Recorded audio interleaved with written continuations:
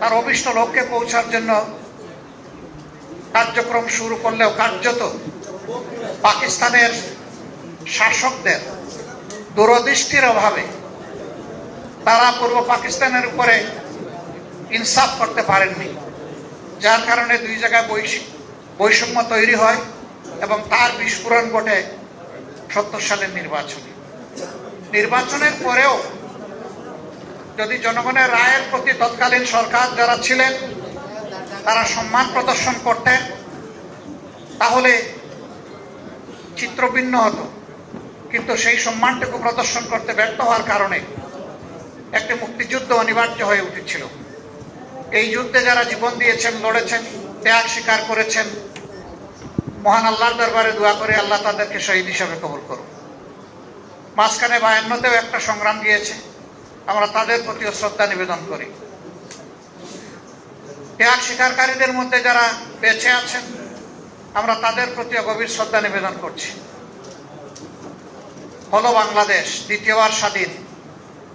দ্বিতীয়বার স্বাধীনতার আগে নেতারা তখন জনগণকে ওয়াদা দিয়েছিলেন যে এমন একটি দেশ আমরা জনগণকে উপহার দেব যেখানে ন্যায় বিচার প্রতিষ্ঠিত হবে, কোনো বৈষম্য থাকবে না এবং অর্থনৈতিক সংকট দূর হবে, বেকারত্ব থাকবে না, আমরা সমস্ত শিশুদেরকে তাদের প্রাপ্য শিক্ষা নিশ্চিত করব। কিন্তু না, তার কোনো ওয়াদাই পূরণ হয়নি। বরঞ্চ এখানেও এসে জনগণের অভিপ্রায়ের প্রতি সম্মান দেখাতে তৎকালীন সরকার দারুণভাবে ব্যর্থ হয়েছিল, যার কারণে 4 বছরের মাথায় দুঃখজনকভাবে তাদেরকে বিদায় নিতে হয়েছে। ক্রমাগত পট পরিবর্তনের মধ্য দিয়ে আজকের বাংলাদেশ এসে এখানে দাঁড়িয়েছে। 24 সালে এদেশের মানুষ একটি পরিবর্তনের আকাঙ্ক্ষা বুকে নিয়ে বুক পেতে লড়াই করেছিল। এ লড়াই কোনো দলের পক্ষ থেকে হয়নি, এই লড়াই হয়েছে জনগণের পক্ষ থেকে।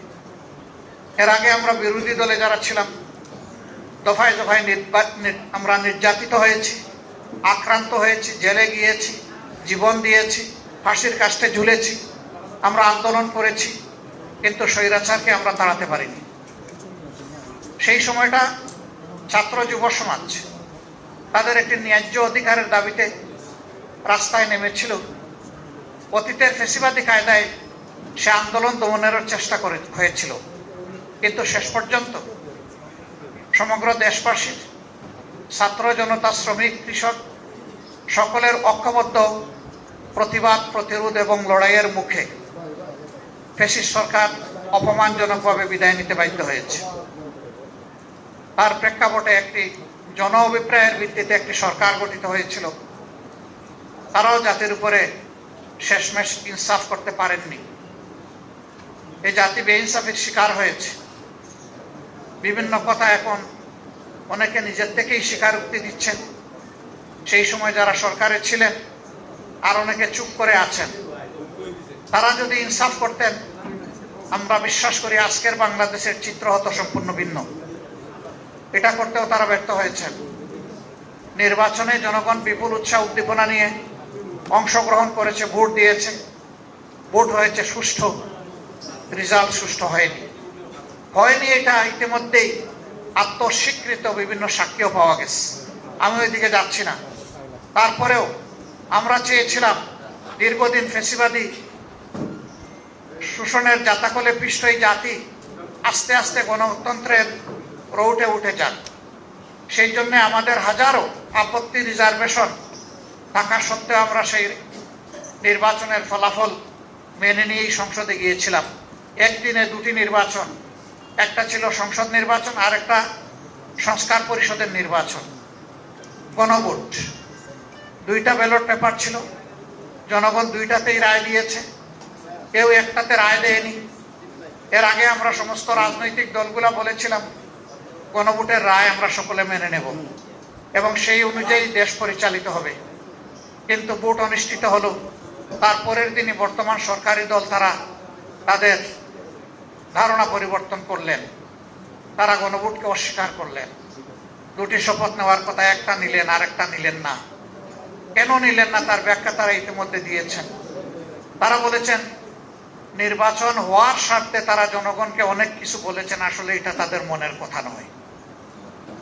যদি রাজনীতিবিদরা এরকমই জনগণকে ধোঁকা দিয়ে থাকেন, তাহলে রাজনৈতিক প্রতিষ্ঠানের উপর জনগণের আস্থা তৈরি হবে কিভাবে? আমরা বিস্মিত, আমরা নিন্দা জানাই, ঠিক হয়নি জনগণকে এইভাবে ধোঁকা দেওয়াটা। আপনারা দেখেছেন সংসদের ভিতরে গণভোটের গণরায়, যা ৬৮.৬% মানুষ ভোট দিয়ে হা বলেছিল, তার পক্ষে বিরোধী দলের অবস্থান ছিল ঐক্যবদ্ধ এবং স্পষ্ট। আমরা আলোচনা করেছি, কিন্তু ২/৩ জুড়ে সরকারি দল আমাদের দাবি অগ্রাহ্য করে বাস্তবে জনগণকে অপমানিত করেছে। গণভোটের রায় ব্যর্থ হওয়ার দলিল বাংলাদেশেও নাই, বিশ্বেও নাই। গণভোট বাংলাদেশের মতন ছিল না, এটি চতুর্থ গণভোট। এর আগে ৩টে গণভোট অনুষ্ঠিত হয়েছে এবং যথারীতি তার গণরায় বাস্তবায়িত হয়েছে, কিন্তু এবারে সেই প্রথমে বিপত্তি ঘটল। আমরা জানি কি জন্য ঘটেছে। আমরা যা আশঙ্কা করেছিলাম এখন তা স্পষ্ট হয়ে উঠেছে সমাজে। আর্থিক, রাজনৈতিক, প্রাতিষ্ঠানিক, সাংবিধানিক সকল জায়গায় আজকে নির্লজ্জ রাজনৈতিক হস্তক্ষেপ একেবারেই স্পষ্ট। সেন্ট্রাল ব্যাংক থেকে শুরু করে বিভিন্ন ব্যাংক, বীমা কর্পোরেশন, এই সবগুলা আজকে সেই থাবা বিস্তৃত হচ্ছে এবং সমাজের অপরাধী লোকদেরকে গুরুত্বপূর্ণ জায়গায় বসিয়ে দেওয়া হচ্ছে, যাদের বিরুদ্ধে অপরাধ বিভিন্নভাবে প্রমাণিত। এইভাবে যদি দেশের অর্থনৈতিক ব্যবস্থাপনার উপর রাজনৈতিক অনিবার্য হস্তক্ষেপ অব্যাহত থাকে, তাহলে ইতিমধ্যেই অর্থনীতির ২ অঙ্গের এক অঙ্গ মাটির সাথে পড়ে গড়াগড়ি পাচ্ছে স্টক মার্কেট, আরেকটা অঙ্গ ব্যাংক, বীমা কর্পোরেশন। এইটাও যদি এলোমেলো বিধ্বস্ত হয়ে যায়, তাহলে জাতির গন্তব্য কোথায় গিয়ে দাঁড়াবে? মূল দায়িত্ব সরকারি দলের। তারা এই দায়িত্ব এখন পর্যন্ত পালন করার কোনো সদিচ্ছা তাদের ফুটে ওঠেনি।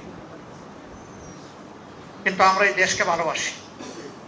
এই দেশকে ভালোবাসার কারণেই আমরা মনে করি যে আগামী বাজেট কেমন হওয়া উচিত সেই ব্যাপারে জনগণের অভিপ্রায়কে অনুধাবন করে জনগণের সামনে আমাদের চিন্তাগুলো পেশ করা উচিত।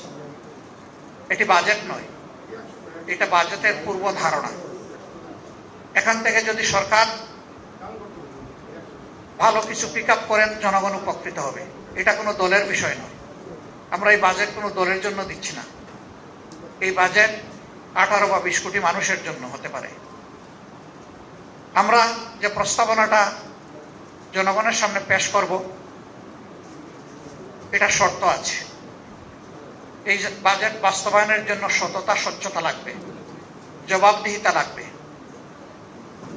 সততা, স্বচ্ছতা, জবাবদিহিতা যদি নিশ্চিত করা যায়, আমরা মনে করি যে বাজেট প্রস্তাবনা আমরা করব সেটা অবশ্যই অর্জনযোগ্য, এটা অর্জন করা সম্ভব।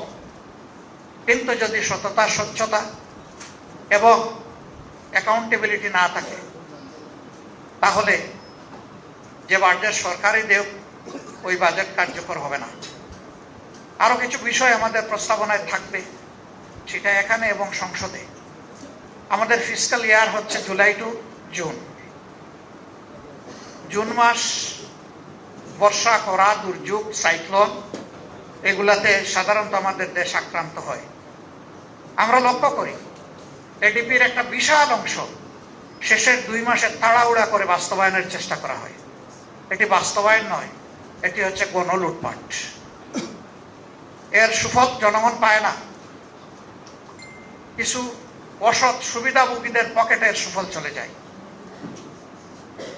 আমরা সংসদে প্রস্তাব দেব যে আমাদের ফিসকাল ইয়ারটি ক্যালেন্ডার ইয়ারের সাথে মিলিয়ে করা হোক। তাহলে বর্ষার পানিতে আমাদের টাকাগুলা ধুয়ে মুছে সাফ হয়ে যাবে না, এই টাকাগুলার খবর পাওয়া যাবে ইনশাল্লাহ। নিয়ম রয়েছে, সম্পূরক বাজেট বর্ষর পুরা হওয়ার মিনিমাম 3 মাস আগে সংসদে পেশ করতে হবে, কিন্তু আমরা সম্পূরক বাজেট পাবো এই শেষ মাসে। বৈধ অবৈধ, ন্যায্য অন্যায্য সব খরচ হয়ে গেল, কালো সাদা একাকার হয়ে গেল। তারপরে সম্পূরক বাজেট সংসদের সামনে আসলো, তাতে জনগণের লাভ কি? আমরা কথা বললেই বা তার বেনিফিট কি? এই বিষয়গুলো আমাদের আগামীতে সংসদের ভিতরে প্রস্তাবনায় থাকবে ইনশাল্লাহ। আরো অনেকগুলো মৌলিক বিষয়, আমাদের ট্যাক্সেশন কালেকশনের যে পদ্ধতি রয়েছে এটা দারুণ ত্রুটিপূর্ণ। যারা ট্যাক্স দেন তারা তিনটা ট্যাক্স দেন। একটা ট্যাক্স ট্রেজারিতে জমা হয়, একটা কিছু ব্যক্তির পকেটে যায় যারা ট্যাক্স কালেকশন করেন, আমি সবার কথা বলছি না কিন্তু অনেকেই, আরেকটা চাঁদাবাজদের পকেটে যায়, ব্যবসায়ীরা অতিষ্ঠ, যার কারণে ট্রেজারির ট্যাক্সটা তার টার্নওভার ভলিউমের দিক থেকে ছোট হয়ে আসে। এখানে যদি সততা এবং স্বচ্ছতা মেনটেন করা যায়, অটোমেটিক্যালি ব্যবসায়ীরা বিপুল উৎসাহ নিয়ে আরো বেশি ট্যাক্স দিবেন জনগণ, রাষ্ট্রকে, রাষ্ট্র এবং জনগণ উপকৃত হবে। তাছাড়া ট্যাক্স বেস ও সম্প্রসারণ করার প্রয়োজনকে আমরা অস্বীকার করি না। এই সবগুলোই আমাদের কনসিডারেশনে ইনশাল্লাহ থাকবে। এই সবগুলো সামনে রেখেই আজকে আমরা প্রিয় দেশবাসীর কাছে জনবান্ধব একটি বাজেট প্রস্তাবনা আমাদের বিবেচনায় আমরা পেশ করতে যাচ্ছি। এর আসল বিচারক হবেন জনগণ। এই বাজেট পেশ করার পরে আমরা সচেতন জনগণের কাছ থেকে ফিডব্যাক আশা করব। আমাদের কোনো প্রস্তাবনা তাদের কাছে ভালো লাগলে সেটা বলার দরকার নেই, কিন্তু কোনো প্রস্তাবনা যদি জনস্বার্থের বিপক্ষে হয় তারা যেন আমাদের দৃষ্টি আকর্ষণ করে, আমাদের সমালোচনা করে, আমাদেরকে সহযোগিতা করে। আমরা দৃষ্টি আকর্ষণ এবং সমালোচনাকে অভিনন্দন জানাবো, এখান থেকে শিখব, আমাদের জ্ঞানের ঘাটতি পূরণ করব, জনগণের জন্য আগামীতে আরো সুন্দর এবং আরো পরিপূর্ণ চিন্তা করার প্রয়াস পাব। আজকের এই সম্মেলনে আপনারা যারা এসেছেন, আবারও সবাইকে আমাদের পক্ষ থেকে কৃতজ্ঞতা এবং অভিনন্দন জানিয়ে আপাতত আমার বক্তব্য এখানেই শেষ করছি। আল্লাহ তাআলা আগামীতে মিলেমিশে জনগণের আকাঙ্ক্ষার একটা বাংলাদেশ আমাদেরকে গড়ে তোলার তৌফিক দান